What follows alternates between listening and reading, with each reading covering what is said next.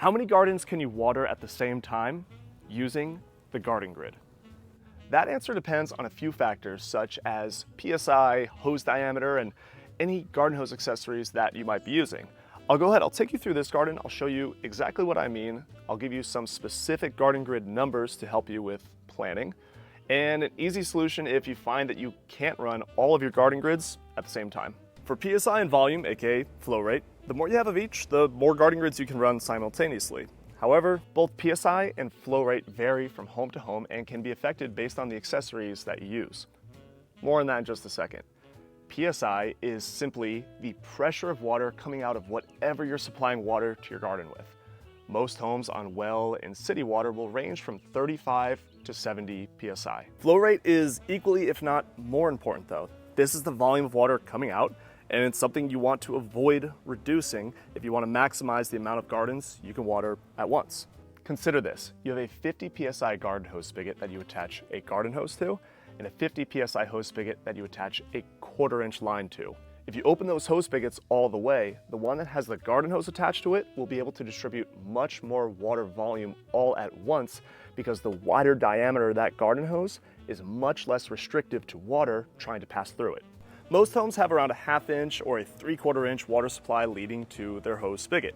If you connect something that's smaller in diameter than that to it, you're reducing potential water output for other gardens. Some accessories such as timers and inline water filters can or will reduce your flow rate and PSI.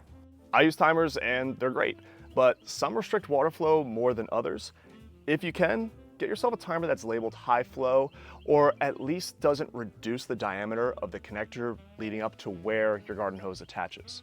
Inline filters will definitely reduce the flow rate of water going to your gardens, and for 99.9% of garden applications, you just don't need them. Garden grids already have a built-in water filter screen in every connector, so go ahead and skip this. Same thing goes with pressure reducers. You don't need them with a garden grid. These garden grids have been supplied by 65 PSI unfiltered well water in North Florida for years, and as you can see, they're still running like new. So what's this all mean in terms of real number of garden grid watering systems that you can water with at the same time?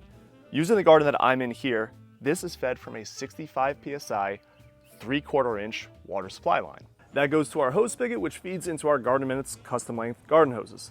With the hose spigots fully open, the garden behind me is comfortably watering 5 4x8 and 4 2x8 garden grids, with them all watering at a moderate strength water stream.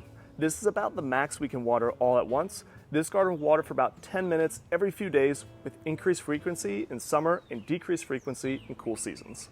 As a general guide for you to reference though, we like to conservatively say that with a 35 PSI supply running through a standard size garden hose without any accessories that limit water flow, you can comfortably run about 5 to 6 4x4 garden grids simultaneously. The equivalent of that is 3 4x8 garden grids. And if you have a 65 PSI supply running through a standard size garden hose without anything that limits water flow, you can comfortably run about 11 to 12 4x4 garden grids, or the equivalent 6 4x8 garden grids simultaneously at a moderate strength water stream.